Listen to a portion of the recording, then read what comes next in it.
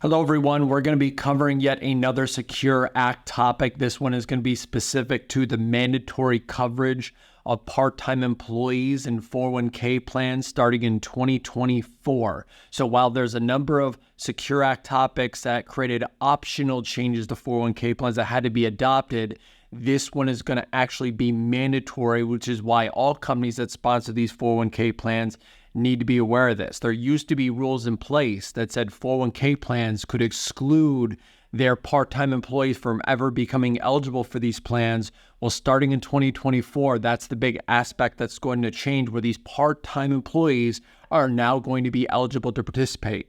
The reason why it's so important for employers now to start sifting through their employee data to identify those part-time employees that are going to start becoming eligible in 2024 and years going forward is because there's penalties for not properly notifying these eligible employees. You could face DOL fines, you could face compliance failures. The employer could even have to make a mandatory employer contribution on behalf of those employees that weren't notified for that missed deferral opportunity. When the Secure Act 1.0 passed in December 2019, this part-time mandatory coverage requirement was in there, but it didn't become effective until 2024, which is why you're just hearing about it now. So prior to the passing of Secure Act 1.0, companies could effectively keep all their part-time employees out of the plan by requiring the most stringent eligibility requirement, which is 1 year and 1,000 hours, meaning you had to work for a company for a 12-month period, and with that 12-month period, work 1,000 hours. And if you didn't work that 1,000 hours within that 12 months, you never became eligible for that 401k plan. Under the Secure Act 1.0 rule change, any part-time employee that worked for 3 consecutive years for an employer and within each of those 3 years worked more than 500 hours, that company, if they sponsor a 401k plan, is now required to cover that employee starting in 2024. Let me explain this in an example. So let's say we've got John, who works for company ABC, which sponsors a 401k plan. The plan restricts eligibility to 1 year and 1,000 hours.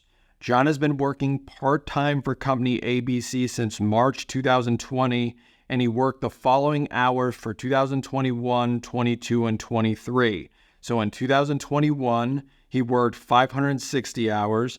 In 2022, he worked 791 hours. And in 2023, he worked 625 hours.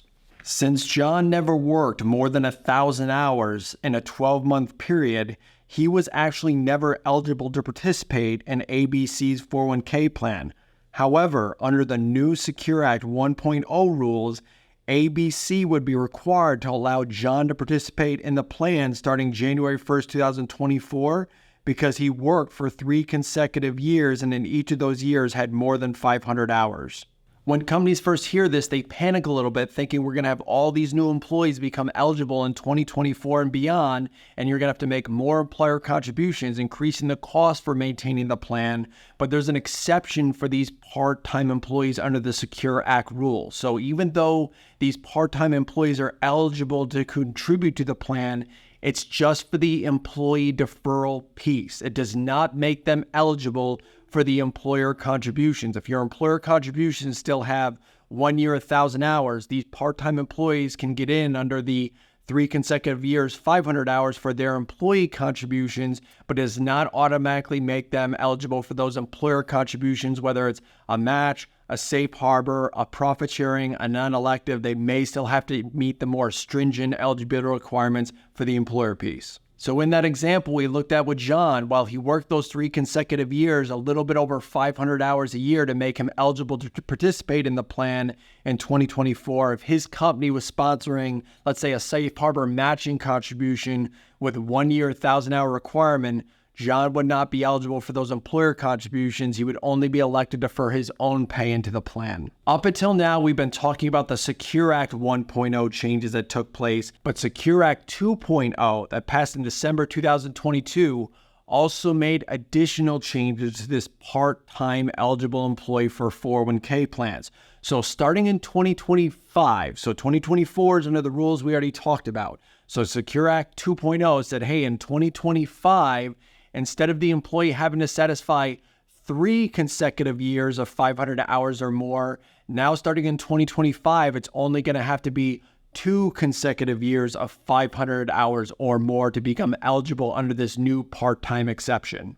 Companies then ask the question, okay, how far back do I have to dig through the employee service data to determine if these employees ever worked either 3 years or 2 years, depending on whether you're looking at it Secure Act 1.0 or 2.0. So Secure Act 1.0, which is the one that's going into effect 2024, that's the 3 consecutive years of 500 hours or more. You only have to go back to January 2021. So you don't have to look back any further than that. It's just data January 2021 going forward. For Secure Act 2.0, which is starting in 2025, you only have to look back to January 1st of 2023. So you don't have to go back any further than that to determine if an employee has met the eligibility requirements. There are 2 groups of employees that are actually excluded from all of these new part-time, full-time rule requirements. So if an employee is covered by a collective bargaining agreement, or if they're a non-resident alien, they can continue to be excluded from these 401k plans, regardless of the number of hours that they've worked. Let's pause and do a quick recap. So for 2024 plan year, you're going by the Secure Act 1.0 rules, which say we got to look back to January 2021 and see if any employees work for 3 consecutive years, working more than 500 hours during each of those years, making them eligible for 2024. Now, as soon as we get into 2025, we actually have to look at both rules. So you're looking at the new 2025 rules, which says 2 consecutive years of 500 hours or more, going back to 2023. And I also have to look under the Secure Act 1.0 rules and say, going back to 2021, were there any 3 consecutive years, 500 hours or more? So remember, 2025, an employee could enter under either of those 2 definitions. The reason why we're taking the time to educate plan sponsors on these rule changes is the failure to properly notify employees of their eligibility to participate in a plan can be severe. I mean, you have plan compliance failures, you can have DOL fees levied against you, and the Department of Labor does random audits of 401k plans. And from seeing these happen, one of the first things they ask for is we want a full employee census, and then you got to prove that you actually notified each of those employees that they were eligible to participate in the plan. One of the severe corrective actions that the Department of Labor can take for not properly notifying these part-time employees is they could force the company to make what's called a QNEC, which stands for Qualified Non-Elective Contributions. So basically they say, hey, you can't prove that you notified these part-time employees that they could have contributed, so now we're going to force you to make an employer contribution on their behalf to the plan. And these QNECs can be made outside of the plan's more stringent eligibility requirements. So normally these part-time employees wouldn't be eligible for an employer contribution. These QNECs are more of forced employer contributions because you failed at something. So they could look at the rest of the plan and say, we're going to look at the average deferral percentage as a percent of comp for all the employees that were participating, and then they're going to make the employer contribute that amount for all those employees that they failed to notify.